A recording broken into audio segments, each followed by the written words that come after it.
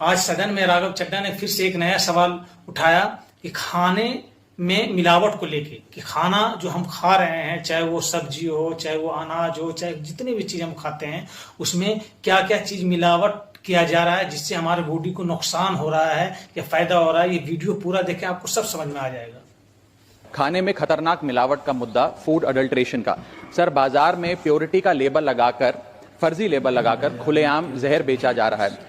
दूध, मसाले, edible oils, package food, beverages, सब में unsafe additives, harmful chemical, high saturated fat, sugar और सॉल्ट डालकर मिसलीडिंग न्यूट्रिशनल क्लेम्स के साथ कि ये सेहत के लिए अच्छे हैं, एनर्जी बूस्टिंग है, बेचा जा रहा है। सर, हालात ये हैं कि आप दूध खरीदिए तो उसमें यूरिया मिलता है, सब्जियां खरीदें उसमें ऑक्सीटोसिन है, पनीर के अंदर स्टार्च और कॉस्टिक सोडा है, आइसक्रीम में डिटर्जेंट पाउडर मिलता है, फ्रूट जूस में सिंथेटिक फ्लेवर और आर्टिफिशियल कलर, एडिबल ऑयल में मशीन ऑयल, गरम मसालों में ईंट का पाउडर और लकड़ी का चूरा, चाय में सिंथेटिक कलर, चिकन और पोल्ट्री आइटम में एनाबॉलिक स्टेरॉइड, शहद में शुगर सिरप और येलो डाई, यहां तक कि देसी घी में जो मिठाई बननी चाहिए वो भी वेजिटेबल ऑयल और वनस्पति से बनती है।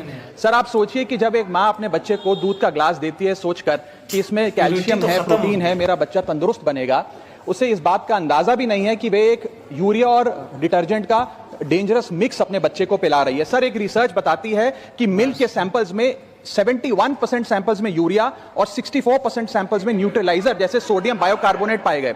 सर, इतना तो देश में मिल्क का प्रोडक्शन नहीं है जितना इस देश में दूध बेचा जा रहा है। सर, दवाइयों पे आ जाए, वेजिटेबल्स पे आइए सर। सब्जियों जिनको हम सेहत का भंडार समझकर खरीदते हैं, उसे ऑक्सीटोसिन का इंजेक्शन लगाकर फ्रेश, हरा भरा और उसकी ग्रोथ को एक्सेलरेट कर कर बेचा जाता है।